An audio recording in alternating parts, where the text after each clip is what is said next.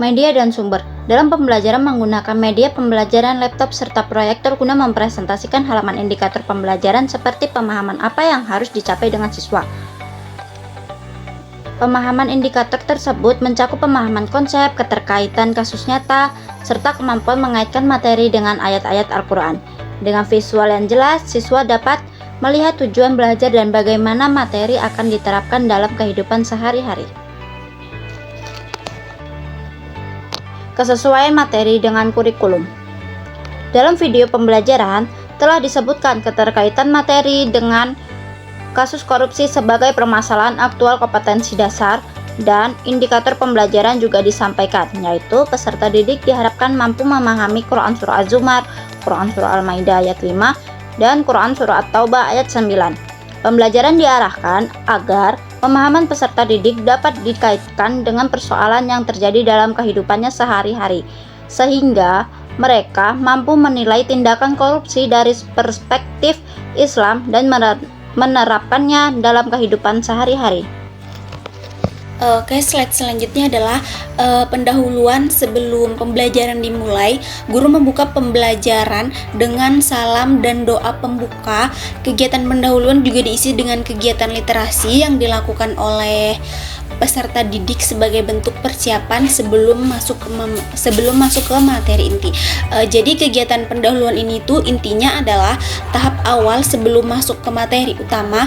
Jadi pada tahap ini tuh guru terlebih dahulu menyapa siswa dengan salam dan mengajak berdoa sebagai bentuk pembiasaan sikap yang religius dan hormat sebelum belajar.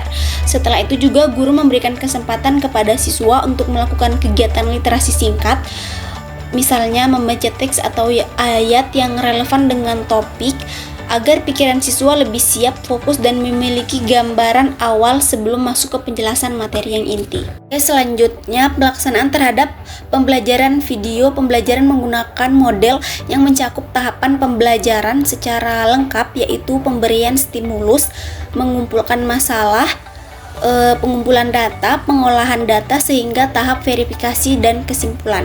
Oke, jadi penilaian terhadap pelaksanaan pembelajaran itu dapat dilihat dari sejauh mana video ini sudah menerapkan langkah-langkah model secara turut dan jelas. Dalam video, proses belajar dimulai dari pemberian stimulus untuk membangkitkan rasa ingin tahu siswa, lalu siswa diajak mengidentifikasi masalah, mengumpulkan serta mengelola data sampai pada tahap verifikasi dan menyimpulkan kesimpulan sehingga mereka menemukan konsep yang dipelajari. Dengan terpenuhinya seluruh tahapan tersebut, pembelajaran dinilai cukup efektif karena mendorong keaktifan kemandirian berpikir serta kemampuan analisis siswa dalam memahami materi. Oke, selanjutnya ada slide di kegiatan inti pembelajaran.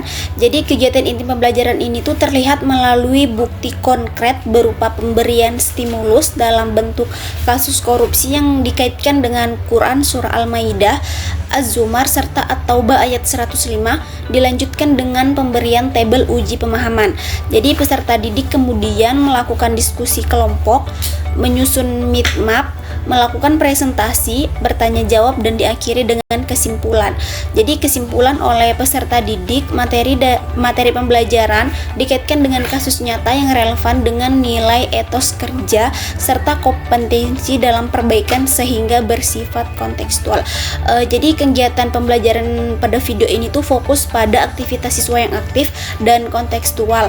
Proses dimulai dari pemberian stimulus berupa korupsi yang terkait dengan Quran Surah Al-Maidah, Quran Surah Az-Zumar, serta Quran Surah At-Taubah ayat 105. Lalu siswa mengerjakan tabel uji pemahaman untuk mengukur sejauh mana mereka menangkap isi ayat dan kasus yang disajikan. Setelah itu, peserta diajarkan berdiskusi dalam kelompok, menyusun peta pikiran, kemudian mengkoordinasikan hasil diskusi dan melakukan sesi tanya jawab sebelum akhirnya mereka sendiri yang menarik kesimpulan dari kegiatan belajar tersebut.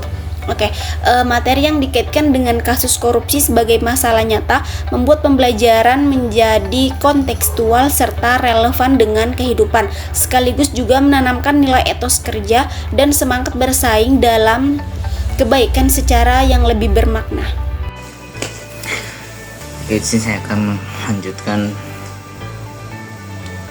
Selanjutnya yaitu ada keaktifan peserta didik, yaitu aktifan peserta didik dilihat melalui kegiatan diskusi, kelompok, pembuatan mind mapping, presentasi, serta tanya jawab. Hasil mind map ditempel di papan tulis. Kemudian setiap kelompok memberikan apresiasi terhadap hasil kelompok lain dengan memberikan simbol hati pada mading kelompok yang dianggap paling baik berdasarkan cara penyajiannya, penyampaiannya, dan materi yang dipresentasikan. Oke, selanjutnya saya akan menjelaskan tentang evaluasi dan penutup, yaitu setelah seluruh rangkaian presentasi selesai, guru melakukan evaluasi dengan memberikan pertanyaan secara lisan maupun secara tertulis atau bertanya langsung kepada peserta didik dan akan dijawab secara individu oleh masing-masing peserta didik. Guru juga menyampaikan arahan agar pada pertemuan berikutnya peserta didik dapat mempelajari materi tentang hikmah, mempelajari tentang ketaatan, dan mempelajari tentang akhlak. Pembelajaran ditutup dengan doa, kafaratul majelis, dan salam dari guru. Kemudian dilanjuti dengan salam. Dan di sini saya akan menjelaskan mengenai tambahan penilaian terhadap video pembelajaran tersebut. Yang pertama, pengelolaan waktu pembelajaran cukup efektif karena setiap tahapan discovery learning dapat terlaksana hingga penarikan kesimpulan. Kemudian yang kedua, guru memiliki peran sebagai fasilitator dengan membimbing diskusi, memberikan evaluasi, serta penguatan nilai moral kepada peserta didik. Kemudian di sini saya akan menjelaskan pula aspek yang belum sesuai. Yang pertama, aspek penilaian sikap dan keterampilan karena belum dijelaskan secara rinci kepada peserta didik. Kemudian belum terlihat penyesuaian terhadap siswa yang pasif dalam kelas dan diskusi hanya berfokus pada ketergantungan inisiatif siswa pribadi. Kemudian yang ketiga, belum terlihat dilakukannya variasi sesuai dengan kemampuan siswa.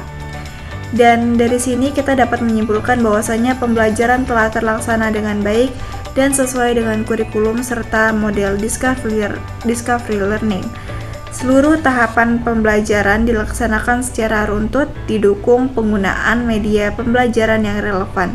Kemudian dikaitkan dengan permasalahan aktual sehingga bersifat kontekstual. Peserta didik terlihat aktif melalui diskusi kelompok, pembuatan mind mapping, presentasi, dan tanya jawab. Sementara itu, guru berperan sebagai fasilitator yang membimbing diskusi, melakukan evaluasi, dan memberikan penguatan nilai moral. Kemudian, pengelolaan waktu pembelajaran juga berjalan efektif hingga penarikan kesimpulan. Namun, pembelajaran masih perlu ditingkatkan pada aspek penilaian sikap dan keterampilan yang belum dijelaskan secara rinci, serta belum adanya diferensiasi pembelajaran bagi peserta didik dengan tingkat keaktifan dan kemampuan yang berbeda.